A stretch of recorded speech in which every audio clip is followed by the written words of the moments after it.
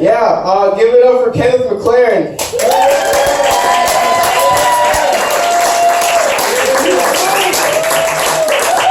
What's up? All right, thank you, Mark. He said I got him this spot, and he was proud of it. As performing stand-up comedy in a barbershop. I hope you have more higher goals for achievement than that. I swear, this is fun. Like, I know everybody was like, oh my God, a barbershop, what's it gonna look like? And it's not that bad. You know what I'm saying? We gotta love what you do, because if it's comedy, you ain't getting paid for it. I like this, man. And then we got a barber chair over here and shit. So like, if I ain't funny, I can just go hide in the timeout. You're like,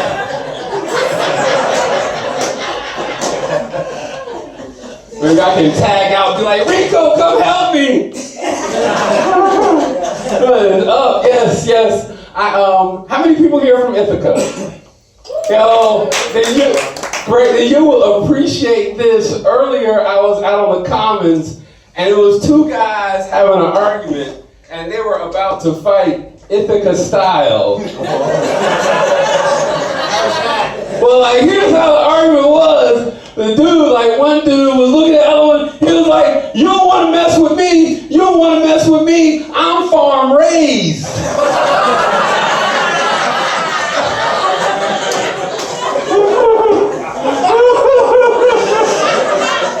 The dude's like, what? My shit is organic! Like liver! And I was looking at him real weird, and he stopped and looked at me and was like, because liver's an organ. And I was like, oh, okay, go back to it. And he was like, yeah! You know what I'm saying? Farm raised here. Oh, man, Ithaca, I love Ithaca. It's the weirdest place, because y'all just got all types of stuff that's going on. Y'all got this school, Cornell. Smart school, but it's got some stupid stuff going on up there.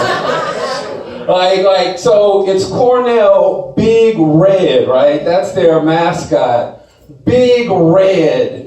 Big Red what? No, but the Bears are brown.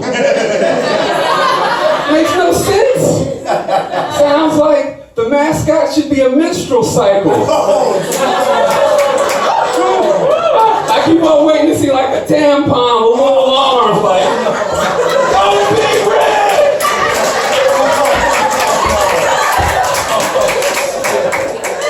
Oh, Big Red! Oh, I swear, man, I love Ithaca. Ithaca's great.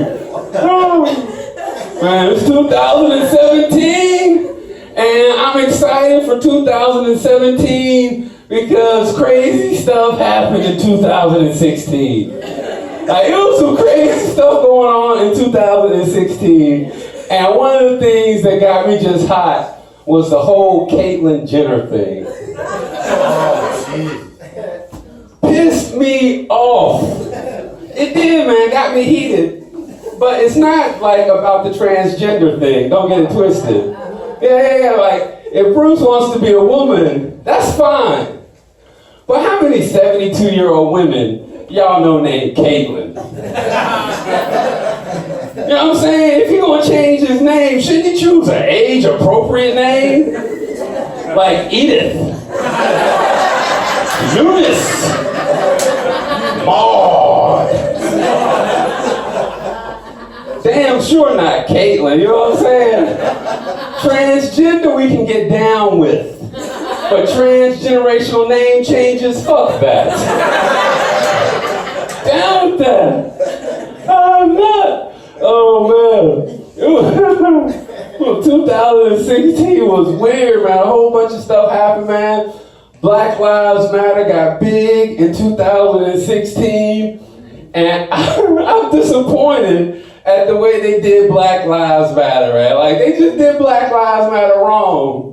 But I will put some of it on Black Lives Matter. Because the movement is great, but the slogan not so much. You know what I'm saying? Black Lives Matter. It's a bad slogan because it's divisive. It just states a fact that everybody can agree on. Black Lives Matter. White people, black people, Nazis, racists, everybody agrees that Black Lives Matter. The problem is we just can't agree on how much. You know, I think the slogan should have been Black Lives Matter, 25% less than everybody else's. And you know, and then people could have got behind that. You know what I'm saying? Like white folks in here, y'all know, like, if y'all saw that in the comfort of your own home, and it was hashtag Black Lives Matter, 25% less than everybody else's, y'all would have just been like, well,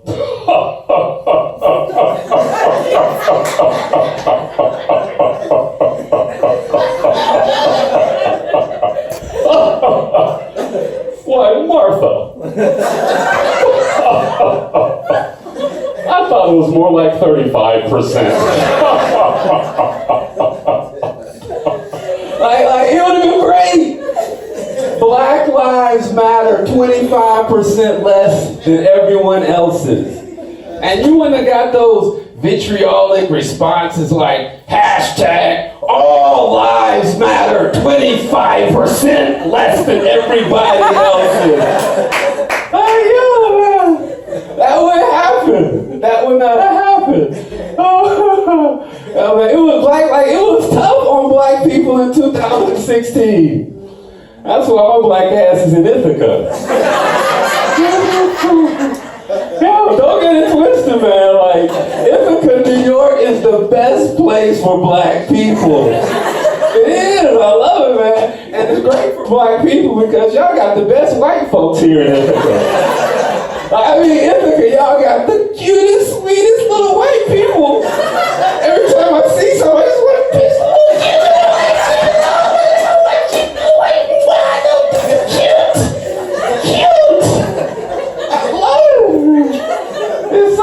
like here in Ithaca, you folks have got this thing called reverse microaggression.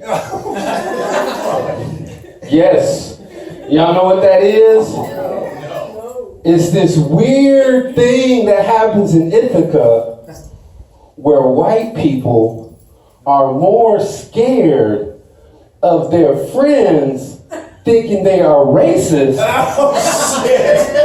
than they are of scary black people. I love it. I do. I love it. I use it to my advantage.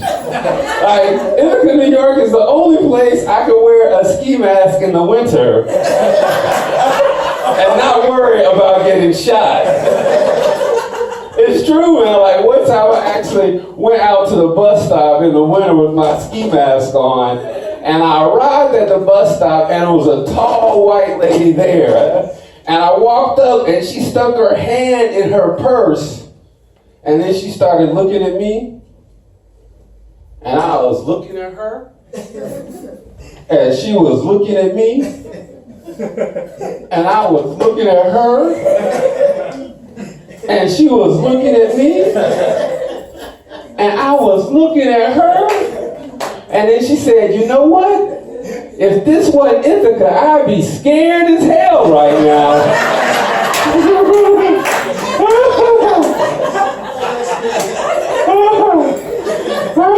I said, me too, lady. Me too.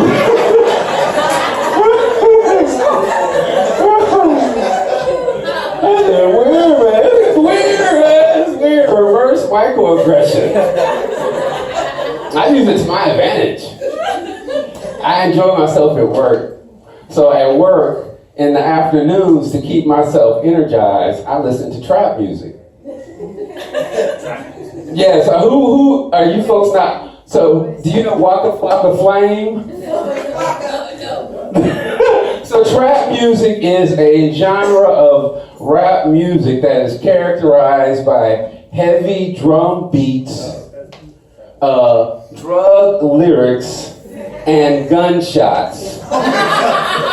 Pow, pow, pow, like that. Gunshots are interwoven, so like, it's good because it keeps your energy up. Because you're always hearing like pow, pow, pow, you know, it's good. So I'm in the office and I have on my headphones in the afternoon and I got my trap music playing and I'm listening and I'm like,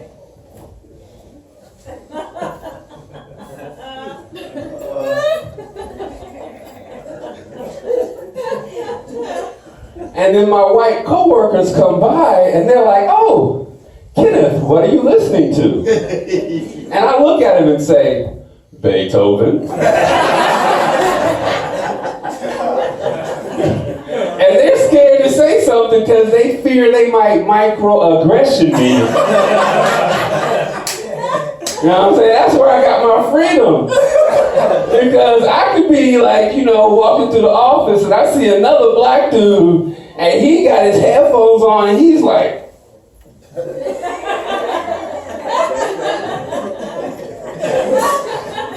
I'd be like, yo man, what you listening to? And he'd be like, Beethoven. I'm comfortable with myself and I'd be like, nigga please. Shit.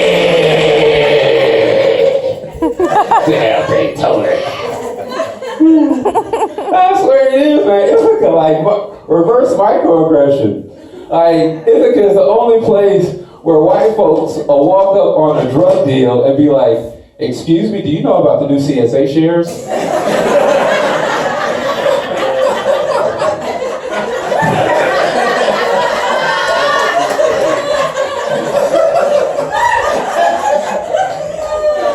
Are you banked?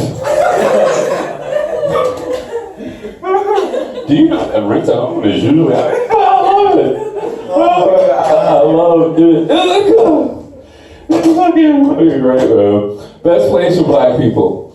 So I want to share something else for a part of the audience, a small part of the audience, like the black part of the audience, which is sort of cool because like typically in Ithaca, like black people are like 1% of the population.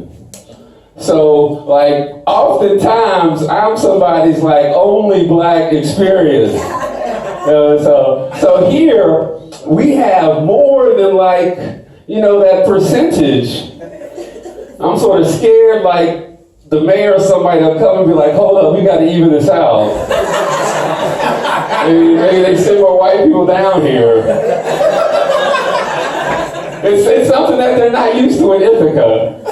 Another one of the benefits about being like a black guy in Ithaca is that like sometimes they look at events and they're like, oh my goodness, we don't have the requisite number of black people. Let's see who we have on our list. And then they can call me to show up and make sure the ratio is okay. And it's good because I usually eat well.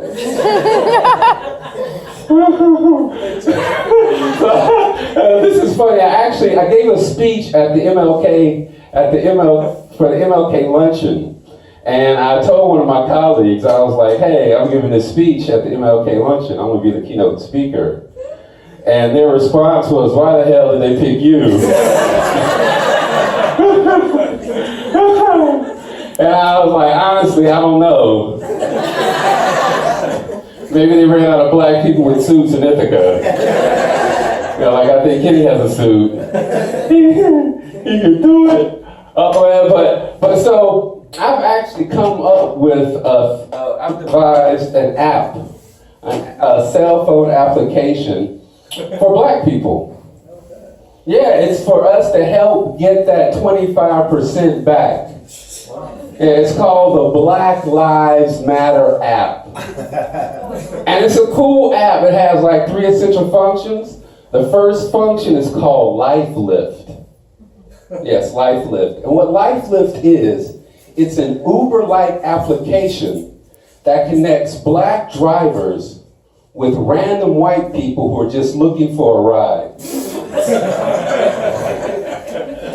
So whenever we're stopped by the police, we have a credible witness in the car LifeLift. Great app. So I'm going to use it to get home tonight. Also, another cool app I have on it is called Make America Great Again. Yes, and this is an interesting app. So whenever I'm driving and I'm stopped by the police, this application can help me identify a person of Mexican or terrorist descent for the police to harass and shoot instead.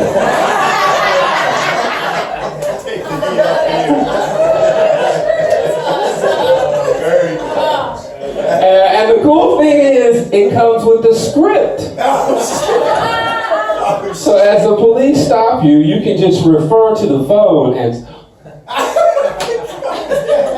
"Yes, officer, I was just looking for you."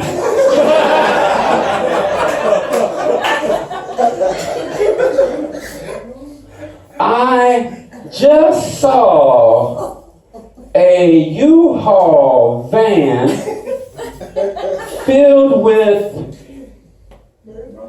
Islamic, Mexican, illegal immigrants, women terrorists,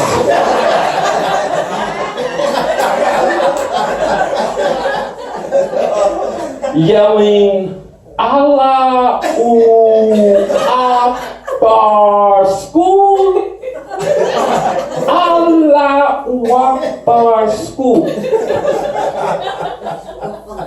Thank you very much, officer. Have a good day. Make America great again.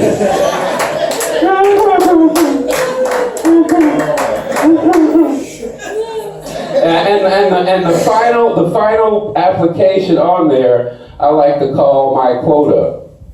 And yeah, my quota. And so what this does is, whenever I'm walking and a police officer happens to pull out a gun within shooting range of me, the phone makes a loud gunshot noise and shoots fake blood on me.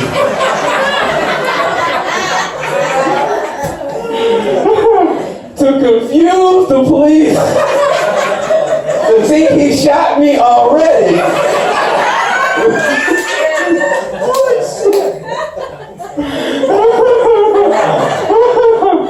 And as he's calling it in to see if it counts against his quota,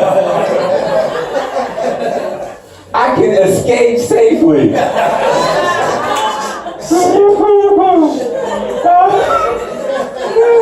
Safety first, man. Black Lives Matter app. Currently, I'm crowdfunding it. You know what I'm saying? So we got a bucket in the back. If you folks want to donate, just drop money back there. And the cool thing is, I know this will work in Ithaca because not only is it a sanctuary city, it is also an ally city, which means that you white folks are going to help us out. Maybe y'all thought I said alley city, and y'all are like, yeah, there's some alleys in here, but I still don't get it, though. It's so much fun. Oh, man. Yeah, it's tough. It is tough out here being black, but it's fun. I enjoy it. So I travel and I do shows in odd places. And, you know, last time I did a show, someone was like, don't talk about politics. Don't talk about politics. And it was because we were in like a place that was solidly Trump supporters. Like everybody was a Trump supporter, and they came in and they looked at me, and I'm like, hey, don't talk about politics. Because they presumed that I was against Donald Trump. Which was correct. But like, I'm not as mad about Donald Trump as everybody else is. A lot of people are like really pissed. They're as mad about Donald Trump, and I'm not. And then people ask me, they be like, Kenny, how come you're not as mad as you should be about Donald Trump? I'm like, well, frankly, I'm black and I'm poor. So it can't get all that much worse for me.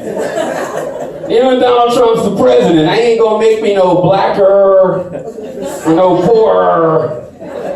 And I'm actually excited. I want to see him fuck it up for everybody else.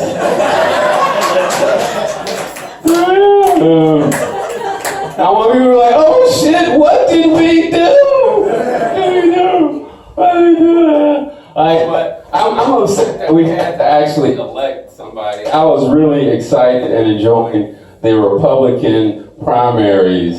Like, every time I watch a debate, I just would wait for Chris Christie to eat somebody. And when I get mad,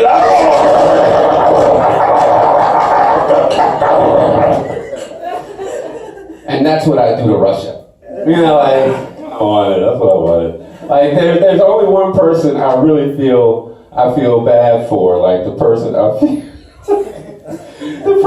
feel the worst for in this whole thing is Hillary Clinton.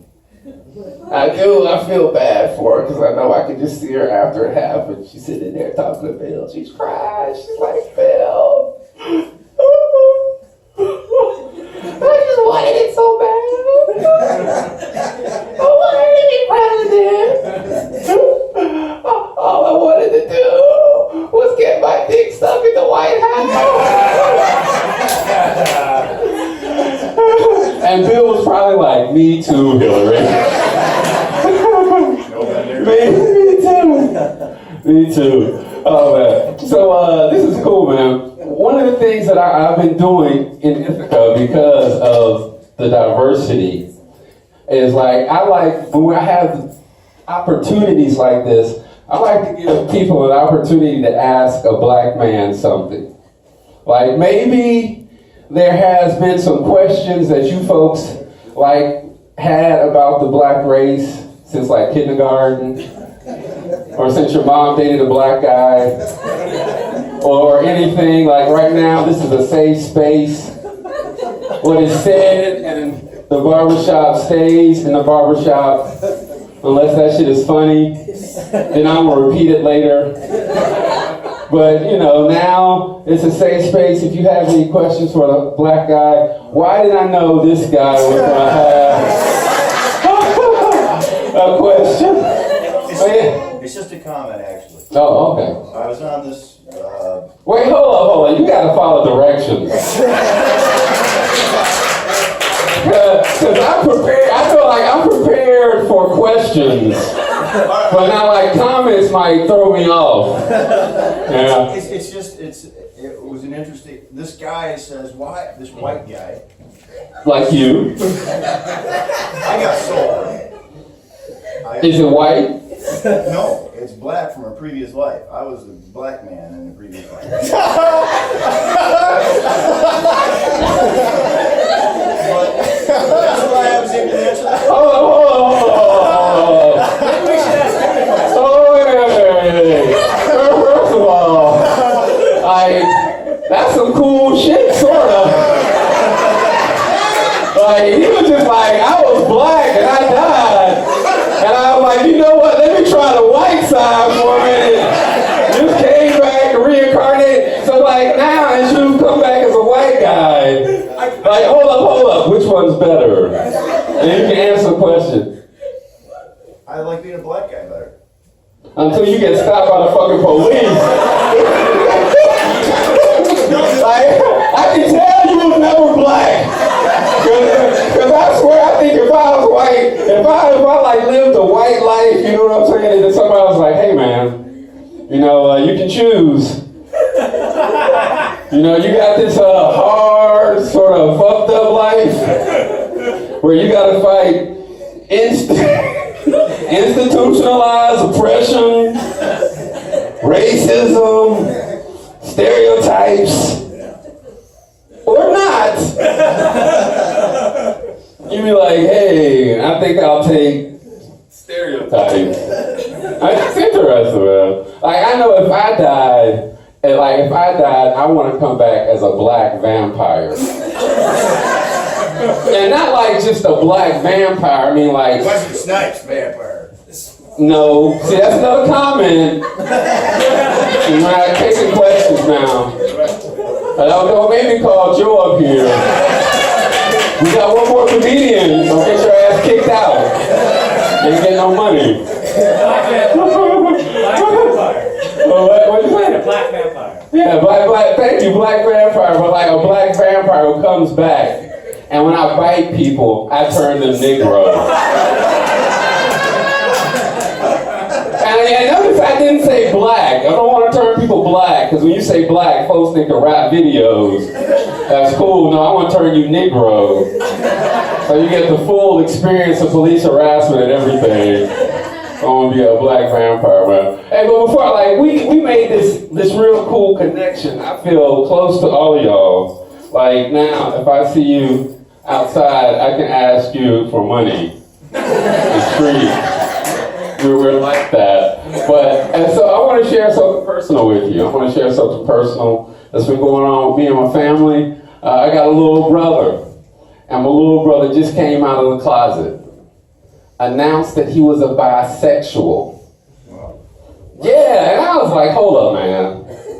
Come on. How old? Don't that mean you just a little greedy? But that's not the worst part, man. The worst part is my little brother's a freak. I mean, he's a freak. A freak. He went and got a tattoo of a vagina on his booty hole. Oh, Yes. oh my God. Yes. Talking about he gonna start tricking people.